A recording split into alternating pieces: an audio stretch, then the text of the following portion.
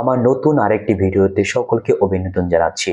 আমার আজকের মূল বিষয় হচ্ছে আপনার গচ্ছিত টাকা, হোক সেটা 1 লাখ বা 5 লাখ বা 10 লাখ, অথবা মাসে মাসে আপনি টাকা ইনভেস্ট করতে চাচ্ছেন, সেটা হোক ডিপিএস এ, সেটা হোক এফডিআর এ। আপনি কোথায় কোন ব্যাংকে রাখলে সবচেয়ে বেশি মুনাফা পাবে, সেই টপিক নিয়ে আজকে আমি আলোচনা করছি পুরো ভিডিওতে। তাই প্রথমে আমি বলে রাখি ডিপিএস কি। ডিপিএস হচ্ছে আপনার ইনকাম থেকে কিছু পরিমাণ অর্থ প্রতি মাসে মাসে যে টাকা আপনি ব্যাংকে জমা রাখবেন, সেটা হচ্ছে ডিপিএস। এবং আরেকটু বলে রাখি, এফডিআর বলতে এখানে এফডিআর হচ্ছে আপনার এককালীন আপনার টাকা এখানে জমা রাখতে হবে, এবং ব্যাংক আপনাকে প্রতি মাসে হোক বা 3 মাস বা 6 মাস হোক বা 1 বছরে আপনার ইন্টারেস্ট রেট অনুযায়ী আপনাকে প্রফিট তারা বুঝিয়ে দেবে। এই হচ্ছে এফডিআর এবং ডিপিএস এর একটা অর্থ। আপনারা ইতিমধ্যে জেনে গেছেন যে বাংলাদেশে বেশ কয়েকটি ব্যাংকে সবচেয়ে বেশি মুনাফায় আপনারা ডিপিএস বা এফডিআর করলে বেশি মুনাফা পাবেন। তাহলে সেইগুলো ব্যাংকগুলো কি কি?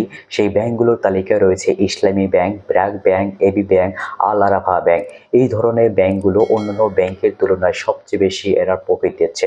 আপনি ধরুন প্রতি মাসে মাসে আপনার ইনকামের একটা অংশ, ধরুন 1,000 টাকা বা 5,000 টাকা আপনি মাসে মাসে জমা করতে চাচ্ছেন। এখন কোন ব্যাংকে আপনি ডিপিএস করলে সবচেয়ে বেশি মুনাফা পাবেন? এই ব্যাংকগুলো, যে ব্যাংকগুলো আমি অলরেডি বলে দিয়েছি, এই ব্যাংকগুলোতে আপনি ভালো প্রফিট পাবেন। কোথাও 9%, কোথাও 10%, আবার কোথাও 12.5% পর্যন্ত আপনি ইন্টারেস্ট পাচ্ছেন। হোক আপনি সেটা এফডিআর করবেন, ধরুন আপনার কাছে এখন 1 লাখ টাকা আছে, আপনি কোথায় এফডিআর করবেন? এই ধরনের ব্যাংকে আপনারা যান, সেখানে আপনার এফডিআর করেন, আপনি ভালো প্রফিট পাবেন। আপনারা দেখা যাচ্ছে 13% পর্যন্ত এফডিআর দিচ্ছে। আপনি সেখানে 3 মাসের বা 6 মাসের বা 1 বছরের বা 3 বছরের জন্য এফডিআর করতে পারবেন, এবং এখান থেকে আপনারা 12.5% বা 13% হারে আপনার ইন্টারেস্ট পাচ্ছেন। তাহলে আপনারা এখনই এই এফডিআর বা ডিপিএস কিভাবে করবেন, আমার অন্য যে ভিডিও রয়েছে সেগুলো দেখে আপনারা খুবই জানতে পারবেন যে এই ধরনের ব্যাংকে আপনারা কিভাবে এফডিআর বা ডিপিএস করবেন। ডিপিএস আপনারা তেমনিভাবে 3 বছর বা 1 বছরের জন্য বা 5 বছরের জন্য ডিপিএস করবেন। এই 5 বছর শেষে আপনার টোটাল যে অ্যামাউন্ট হলো, এই অ্যামাউন্টের সাথে আপনার যে প্রফিট আসবে, যে ইন্টারেস্ট রেট অনুযায়ী, সেই অনুযায়ী আপনার একটা পিরিয়ড শেষে আপনি টাকাগুলো পাবেন।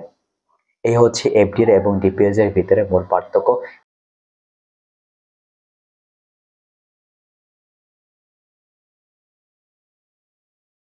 Thank you.